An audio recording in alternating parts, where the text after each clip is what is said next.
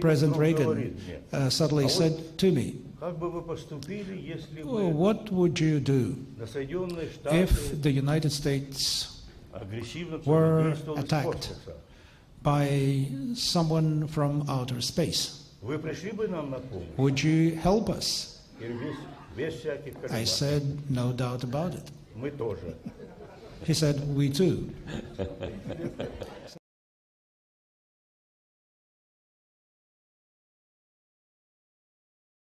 To get along, and I stimulated that in every way, and I believe that that's very important, particularly when leaders such as the heads of the Soviet Union and the United States at that time meet, because until the Geneva summit for 6 years there hadn't been summits between the Soviet and American leaders at a time when the situation was very tense. So my final view of President Reagan is that he was a great president. He was a person who represented the right wing of the Republican Party and who was able to go beyond many stereotypes. And despite all the criticism from some members of his own team, from some people who are present here today, he still made reciprocal steps, working with Gorbachev, working with the Soviet Union. I would like to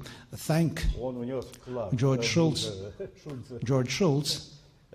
for his great contribution in making our relations a constructive, open, and mutually respectful relationship. We learned to listen to each other, and to put questions and discuss questions, and we ultimately built a situation that produced the decisions that we took. I had the privilege of being at the Geneva meeting, and I watched it unfold. And as I think back on it, I saw the relationship between Presidents Gorbachev and Reagan evolve. It went on for 2 days. First thing that happened was a private meeting. And it was scheduled to go on, I think, for 10 minutes. It went on for about an hour and a half. And a lot of people were nervous, break it up, get on the schedule.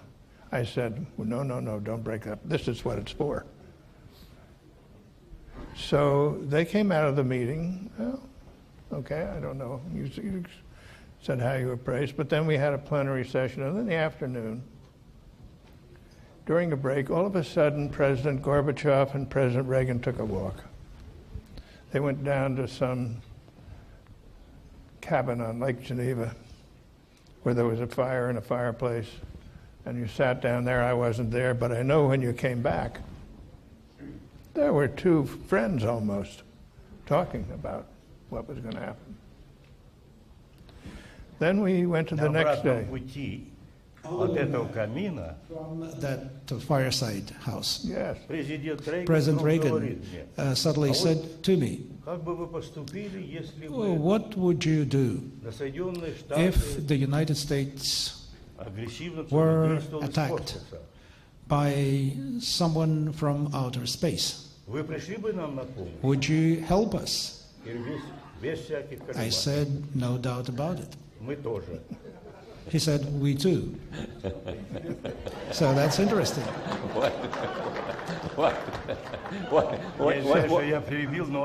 I'm sorry for having interrupted you, but it was an interesting moment. It was. I'm so happy you did. So, yes? Wait a minute. So then the next morning, first day went well, then you gave a dinner for us. And there were about, 10 or 12 people there. Yes. And it was kind of fun. And Raisa was there, Nancy Reagan was there, and so there was a little bit of feminine presence, which always helps. Then the next morning, so things seem to be going well. The next morning, I think President Reagan, as he always did in her private meeting, put a lot of emphasis on human rights, Soviet Jewry, and so on, as I read the transcript. And you both came out and there was a little tension. But I said to myself, one of the things that has emerged from this is that President Gorbachev, who I had met with several times before this, sees how important this subject is to President Reagan. Then we had a little explosion about strategic defense, which was always a big topic. But by the time the day was over, we had good conversation going. And then the dinner that night was a warm event. And then when you had your press conference in Geneva the next morning, you and President Reagan spoke in a constructive way, publicly. So I saw an evolution during that 2 days. And I remember our delegation went immediately from Geneva to Brussels, and President Reagan reported to our NATO ally heads of government, and there was a sense of relief. Then he came back to the United States and addressed a joint session of Congress. And there was a sense of relief that these two leaders somehow can have a conversation. I thought it was a big, important event.